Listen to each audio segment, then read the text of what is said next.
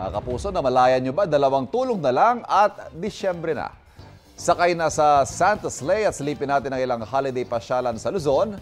Narito ang unang balita.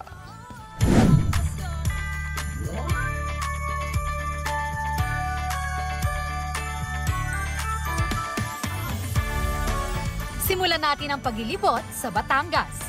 Mala trip around the world ang paandar ng decoration sa Rosario. Bukod sa higanteng Christmas tree at mga parol, meron ding light installations na hugis Eiffel Tower ng France at the Great Pyramids ng Egypt. Agaw eksena rin ang Christmas display sa bayan ng Ibaan. Merong giant Christmas tree, mga parol at sari-saring pailaw. Classic ang atake at on point ang holiday feels. Sa Taysan, dinarayo na rin ang isang pasyalan.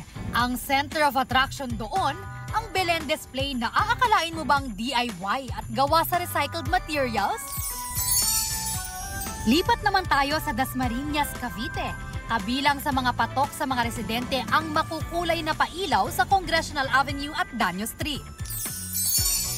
Ho ho ho naman ang cheer sa Ilocos Sur.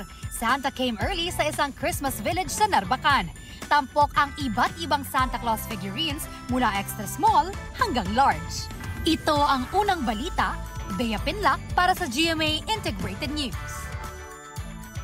Kapuso, huwag magpapahuli sa latest news and updates. Mag-iuna ka sa balita at mag-subscribe sa YouTube channel ng GMA Integrated News.